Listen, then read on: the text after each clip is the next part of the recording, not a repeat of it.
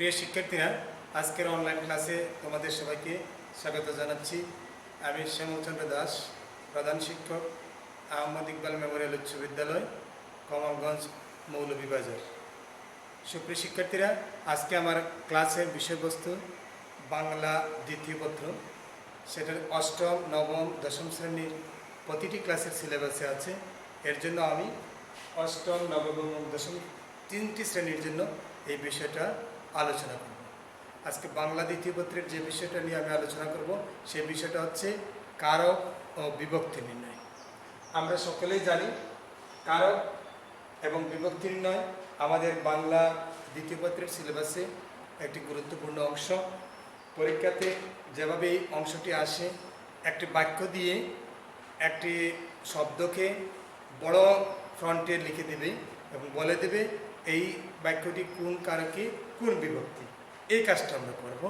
আজকে এই মূল আলোচনায় যাওয়ার আগে আমাকে দুইটি শব্দ সম্পর্কে পরিচিত হওয়া প্রয়োজন।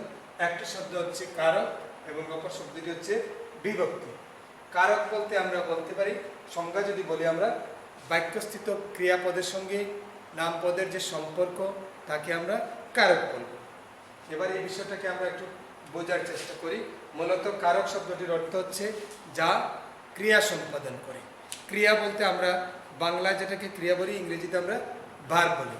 যে কোনো একটা বাক্যতে যদি ভার্বের সাথে ক্রিয়াপদের সাথে অন্য পদের অথবা নাম পদের যে সম্পর্ক আছে সেটাকে আমরা কারক বলব। যেমন তিনি ঢাকা থাকেন, একটি বাক্য আমরা লক্ষ্য করব, তিনি ঢাকা থাকেন অথবা ঢাকা বসবাস করেন।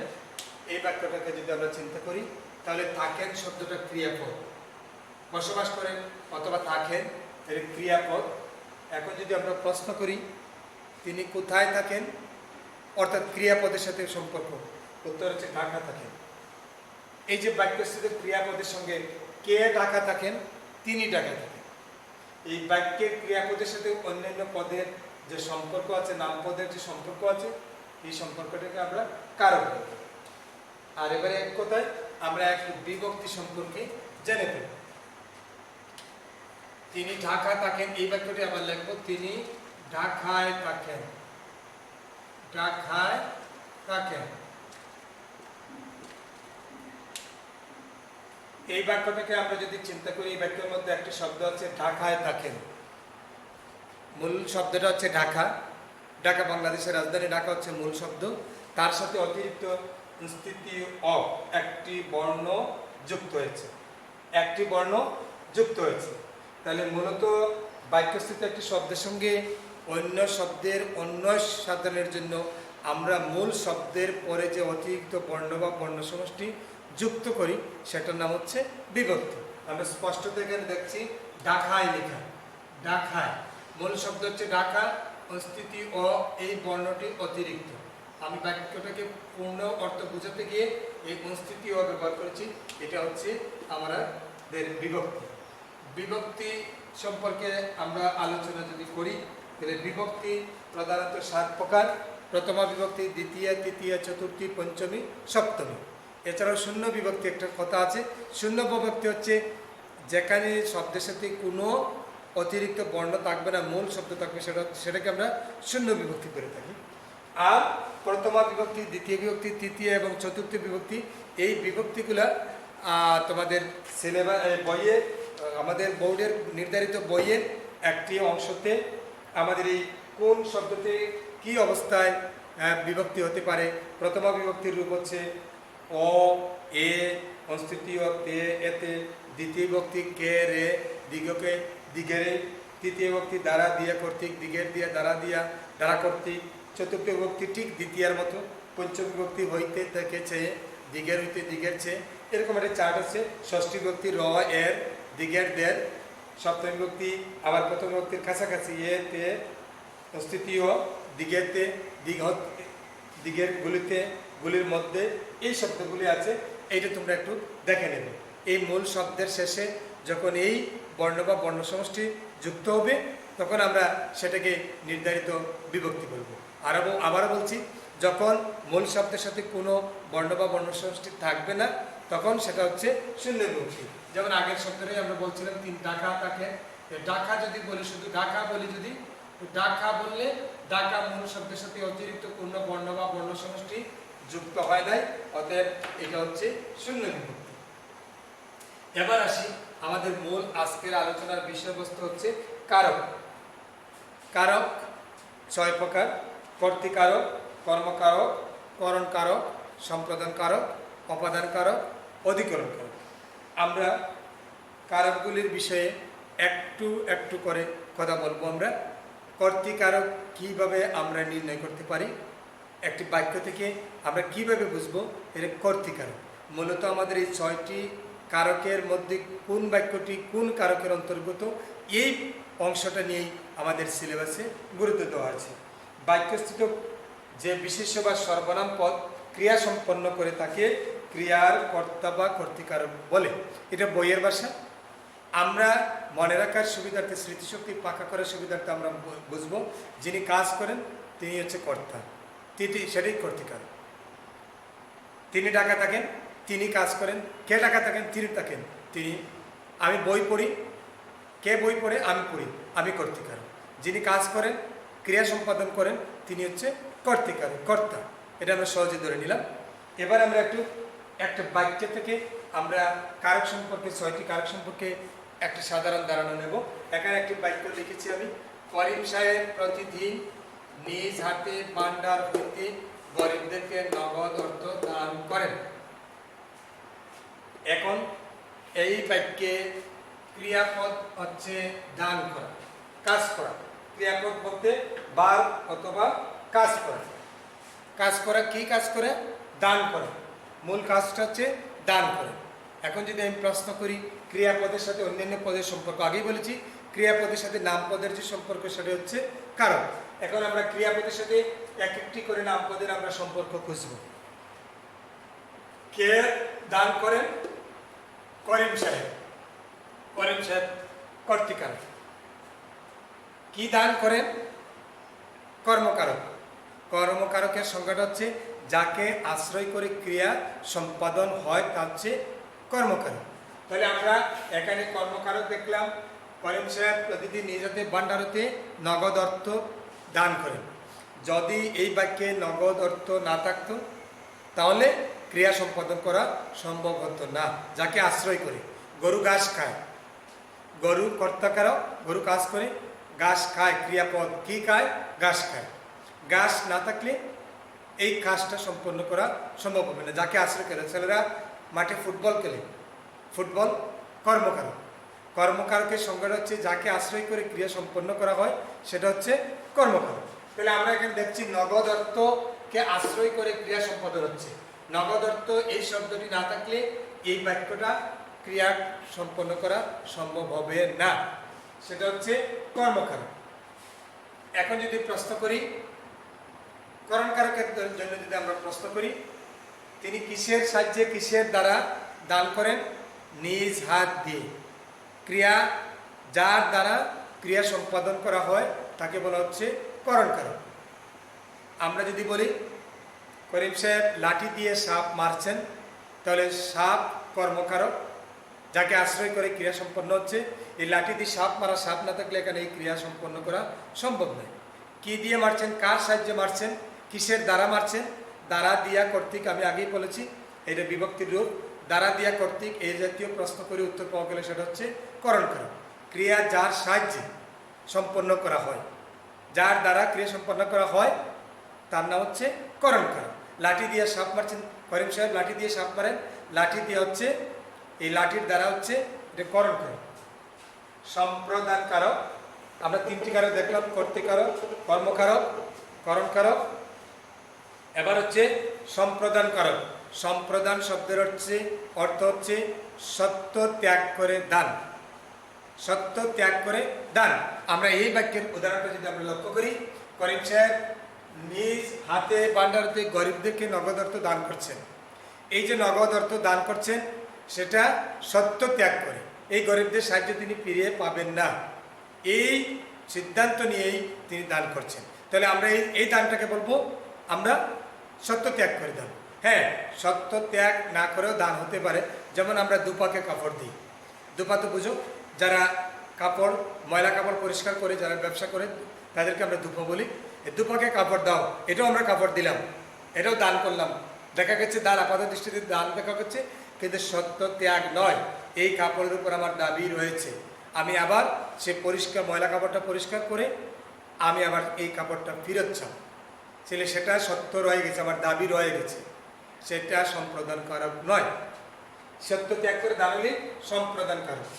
এখানে আরেকটি প্রশ্ন যদি আমরা করি, তিনি নগদ অর্থ দান করেন কোথা হতে, কোন জায়গা হতে? সেটা হচ্ছে বান্ডার হতে। এই বান্ডার হতে প্রশ্ন করে উত্তর পাওয়া গেছে, এটা হচ্ছে অপদান কারক। আরেকটি কারক রয়েছে অধিকরণ কারক। অধিকরণ কারকের সংজ্ঞা আমরা একটু পড়ব। অধিকরণ কারক স্থানাধিকরণ, বাবাধিকরণ, কালাধিকরণ।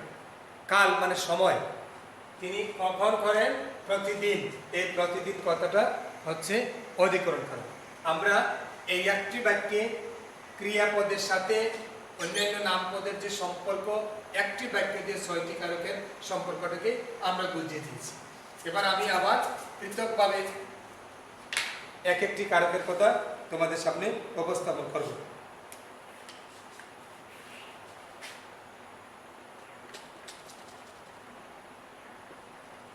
শিক্ষক মনোযোগ দিয়ে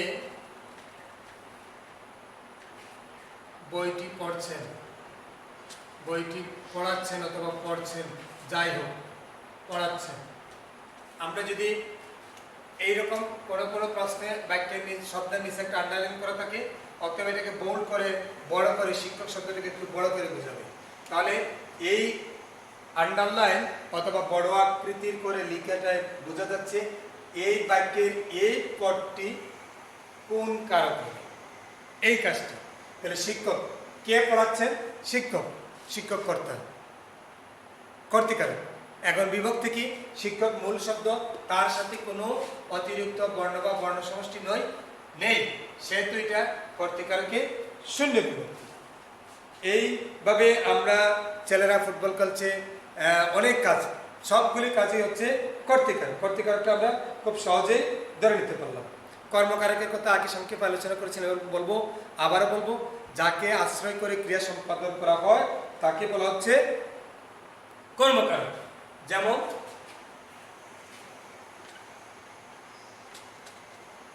রহিমা ফুল তুলিতেছে, ফুল তুলিতেছে। রহিমা কর্তা, রহিমা একটা কাজ করতেছে। কি কাজ করতেছে? ফুল তুলতেছে। এখানে ফুলের নিচে আনলেন আমরা এই ফুল শব্দটা, এই পদটাকে আমরা নির্ণয় করবো কোন কারকে, কোন বিভক্তি।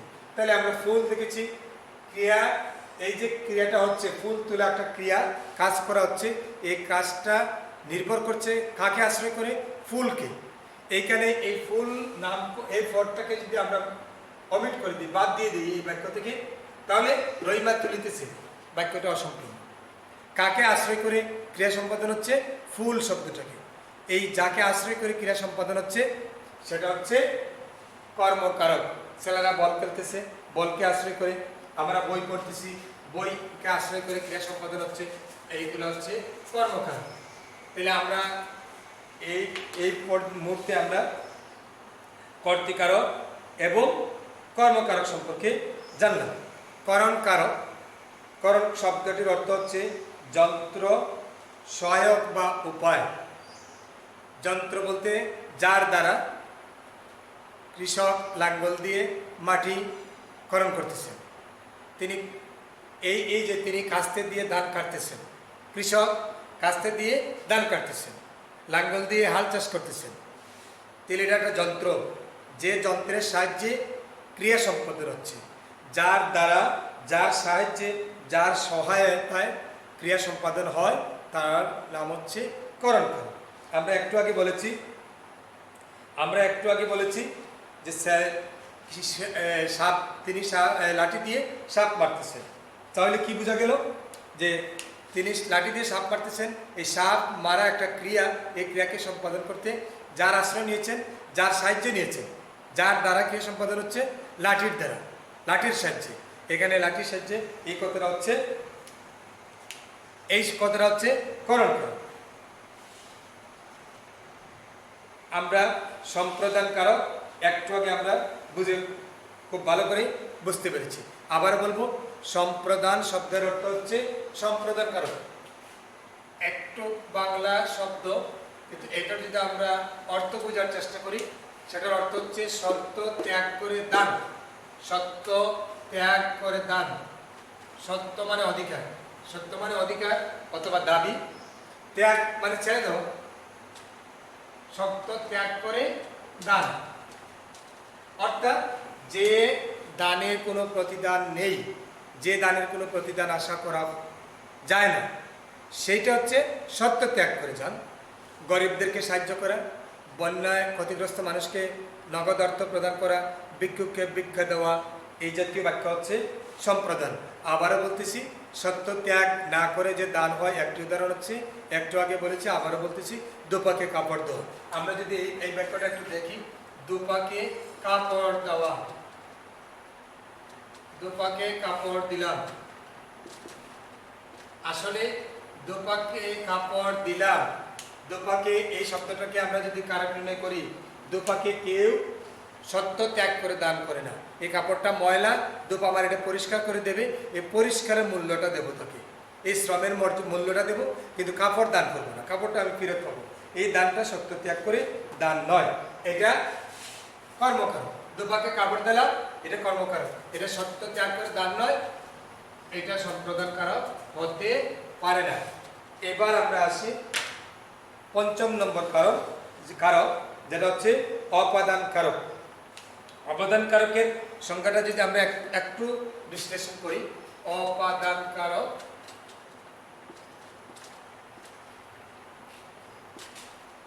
অপাদান কারকের সংখ্যাটা একটু বিশ্লেষণ করে আমরা দেখতে পারি, কোনো কিছু হতে প্রতীত, কোনো কিছু হতে পতিত, পতিত মানে পড়া, উপর থেকে পড়া, পতিত। কোনো কিছুতে পতিত, গৃহীত, জাত মানে উৎপন্ন, কোনো কিছুতে উৎপন্ন হতে পারে, পতিত হতে পারে, রক্ষিত হতে পারে, কোনো কিছুতে বীত হতে পারে। এই জাতীয় শব্দ যদি দেখা দেয়, তাহলে আমরা বুঝবো এটা অপাদান কারক। পতিত বলতে, এই পতিত থেকে আমরা একটা উদাহরণ দিতে পারি, গাছ থেকে ফল পড়ে, গাছ থেকে পাতা পড়ে, গাছ হতে পাতা পড়ে অথবা ফল পড়ে। এখানে যে উদাহরণটা আমরা লক্ষ্য করেছি, সেই উদাহরণটা হচ্ছে পতিত, পড়ে যাওয়া। পতিত মানে পড়ে যাওয়া, উপর থেকে নিচে পড়া, চাঁদের পানি নিচে পড়ে, চাঁদ থেকে বৃষ্টি পড়ে, মেঘ হতে বৃষ্টি হতে মেঘ পড়ে।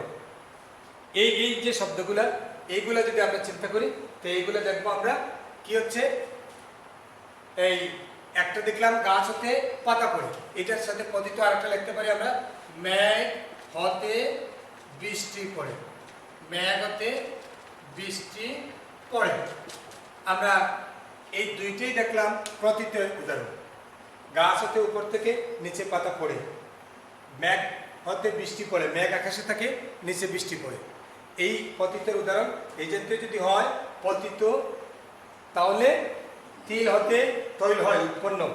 উৎপন্ন ক্ষেত্রে আমরা বলবো তিল হতে তৈল হয়,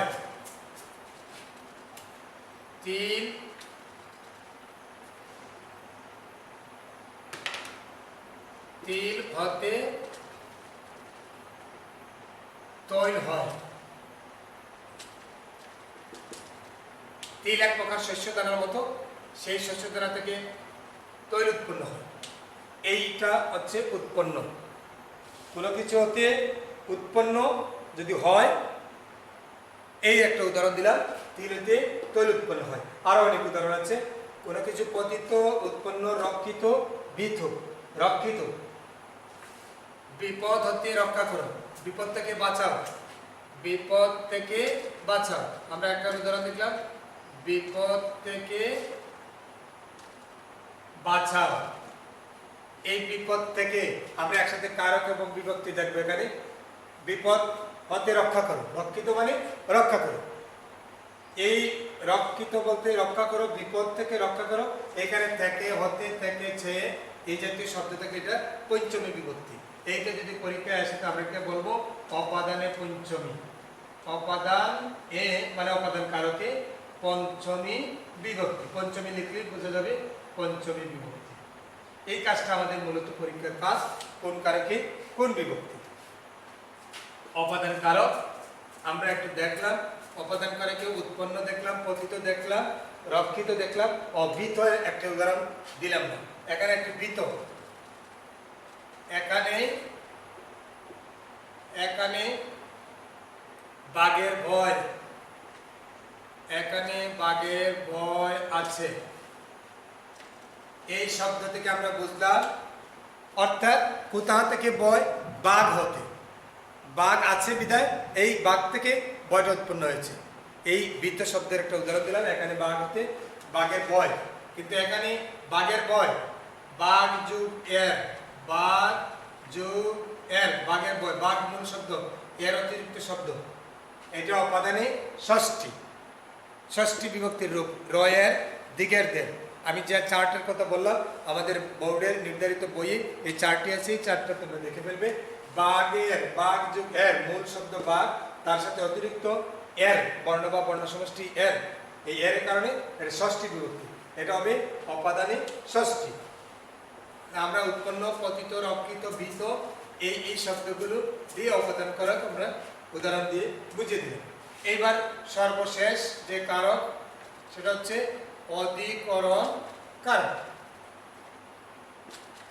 অধিকরণ কারকের আবার তিনটি রূপ আছে। অধিকরণ কারকের স্থানাধিকরণ, কালাধিকরণ, ভাবাধিকরণ। স্থানাধিকরণটাকে আমরা আদারাধিকরণ বলতে পারি।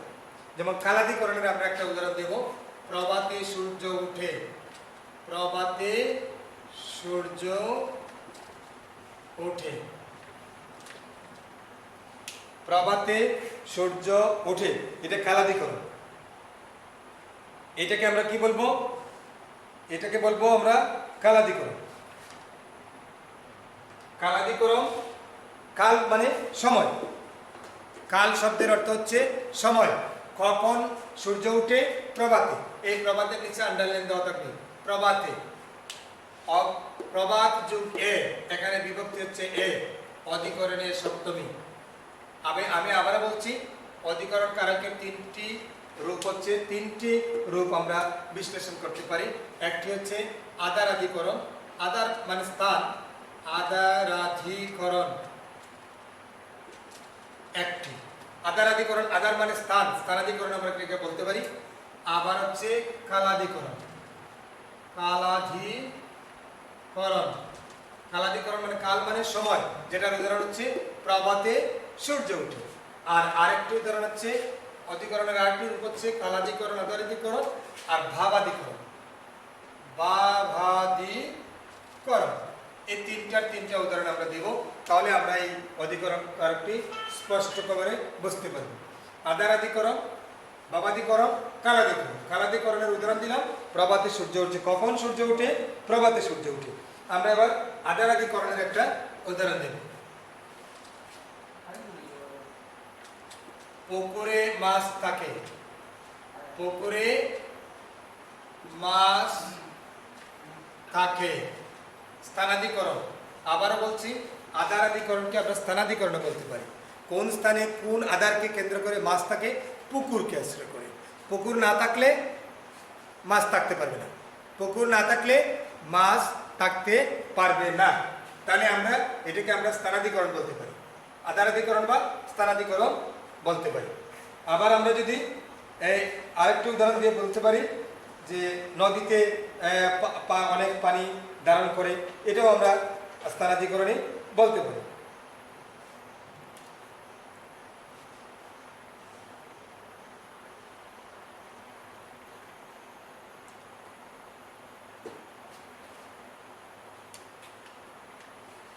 হ্যাঁ, আমরা আরেকটা উদাহরণ রয়েছে, আদারাধিকরণ দিলাম বা স্থানাধিকরণ দিলাম, কালাধিকরণ দিলাম, আর আমাদের রয়েছে আরেকটি উদাহরণ ভাবাধিকরণ। বাবাদিকরণের আমরা একটি উদাহরণ দিতে পারি। কান্নায় একটা উদাহরণ দিতে পারি, কান্নায় সুখ, সুখ হালকা হয় অথবা দূরীভূত হয়, এরকম একটি কথা আমরা লিখতে পারি। কান্নায় ভাব, ভাবের কথা বলছে, এটা দুঃখের ভাব। সুখ তালিবা সহায় করে, সু আর সুখ মানে দুঃখ, এই দুঃখ দূরীভূত হয় অথবা হালকা হয়। কান্না একটি ভাব, যদি কান্না একটি ভাব যদি আসে, দুঃখ ভাব আসে, সেখান থেকে আমরা এই আমাদের দুঃখটা হালকা হয়। এটা হচ্ছে বাবাদিকরণের একটা উদাহরণ। তাহলে আমরা এই তিনটি উদাহরণ থেকে কালাদিকরণ, বাবাদিকরণ, এই তিনটে উদাহরণ থেকেই আমরা অধিকরণ কারকের সংজ্ঞাটা বুঝে ফেললাম। আর এবার আমি বাংলা ব্যাকরণের কারক এবং সমাসের একটি কারক, কারক এবং বিভক্তিতে আর দুইটি শব্দ আলোচনা করে আমি চলে যাব, আমাদের আজকে ক্লাস শেষ করে দেব। সম্বন্ধ পদ এবং সম্বোধ পদ আমাদের সিলেবাসের একটি বড় অংশ আছে। সম্বন্ধ পদ এবং সম্বোধন পদ, এই দুটি শব্দ নিয়ে আমি সংক্ষেপে দুটি কথা বলে আমাদের ক্লাসটা আজকে শেষ করে দেব। সম্বন্ধ পদ আর সম্বোধন পদ, সম্বোধন পদ, এই দুইটা কথা সংক্ষেপে আলোচনা করব। সম্বন্ধ পদ হচ্ছে ক্রিয়াপদের সাথে সম্পর্ক না রেখে যে নামপদ বাক্যস্থিত অন্য পদের সঙ্গে সম্পর্কযুক্ত হয় তাকে সম্বন্ধ পদ বলে। যেমন আমরা একটি উদাহরণ দিয়ে বলতে পারি, করিমের ভাই ডাকা যাবে, করিমের ভাই ডাকা যাবে, এই উদাহরণ দিলেই আমরা সম্বন্ধটা পরিষ্কার হয়ে যাব। ডাকা যাবে, যাবে হচ্ছে ক্রিয়াপদ, ক্রিয়াপদের সাথে অন্যান্য পদের নাম পদের যে সম্পর্ক সেটা হচ্ছে কারক। এখানে কে যাবে? উত্তর হচ্ছে করিমের ভাই। করিম যাবে না, করিমের ভাই যাবে। আমরা দেখতে পাচ্ছি করিমের সাথে ভাইয়ের সম্পর্ক, কিন্তু করিমের সাথে ক্রিয়াপদের কোনো সম্পর্ক নেই। করিম ডাকা যাবে না, করিমের ভাই যাবে। তো করিমের সাথে এই নামপদের সাথে কার সম্পর্ক? তার ভাইয়ের সম্পর্ক আছে, কিন্তু করিমের সাথে ক্রিয়াপদের সম্পর্ক নয়। যেহেতু আমরা কারকের সংজ্ঞায় পড়েছি ক্রিয়াপদের সাথে নামপদের যে সম্পর্ক, ক্রিয়াপদের সাথে সম্পর্ক থাকলে সেটা কারক, যেহেতু এখানে সম্পর্ক নাই সেহেতু সম্বন্ধ পদ কারক হতে পারে না। আমরা অনেক সময় একটা প্রশ্ন করি শিক্ষার্থীদেরকে যে সম্বন্ধ পদ কারক নয় কেন, সেটার উত্তর হচ্ছে সম্বন্ধ পদের সাথে ক্রিয়াপদের কোনো সম্পর্ক নেই। আমরা এই উদাহরণ থেকে দেখলাম করিমের সাথে যাবে ক্রিয়াপদের কোনো সম্পর্ক নেই, করিম ডাকা যাবে না, ডাকা যাবে তার ভাই। করিমের সাথে ভাইয়ের সম্পর্ক আছে কিন্তু ক্রিয়াপদের সম্পর্ক নেই, এই কারণে করিম বা সম্বন্ধ পদ কারক হতে পারে না। আর আমি আর একটি শব্দ নিয়ে আলোচনা করব, সম্বোধন পদ। সম্বোধন মানে কারো কিছু ডাকা, অহে বন্ধু, আমরা এরকম বলি অহে বন্ধু তাড়াতাড়ি আসো, তাড়াতাড়ি আসো, এইরকম আমরা কথা বলতে পারি। অহে বন্ধু, অহে মাঝি আমাকে পার করে দাও, অহে ড্রাইভার আমাকে নিয়ে চলো, এরকম আমরা কাউকে সম্বোধন করে, অর্থাৎ কাউকে কোনো কিছু সম্বোধন করে ডেকে তার নাম ধরে বলতে পারি, নাম ধরে বলতে পারি আমাকে এই কাজ করো, এই সাহায্য করো, এইটা দাও, এই জাতীয় হলে এটাকে বলা হচ্ছে সম্বোধন পদ। সম্বোধন পদের সাথেও ক্রিয়াপদের কোনো সম্পর্ক নেই। অহে বন্ধু তাড়াতাড়ি আসো, আসো ক্রিয়াপদ, এইটার সাথে ক্রিয়াপদ সম্বোধন পদের কোনো সম্পর্ক নেই। এই কারণে এই সম্বন্ধ পদ এবং সম্বন্ধ পদ কারক হতে পারে না। সুপ্রিয় শিক্ষার্থীরা, আমাদের নির্ধারিত সিলেবাসের বইয়ে যে কারক এবং বিভক্তি আছে এই অধ্যায়টি আমি সংক্ষেপে আলোচনা করলাম। তোমরা এই পাঠটি যদি বই থেকে আবার পড়াশোনা করো তা আমার বিশ্বাস আজকের ক্লাস থেকে তোমরা যেটুকু জানতে পেরেছো এর মাধ্যমে কারক এবং বিভক্তি সম্পর্কে একটি সাধারণ ধারণা পাবে। সবাইকে ধন্যবাদ দিয়ে আমার ক্লাস এখানে সমাপ্তি ঘোষণা করছি।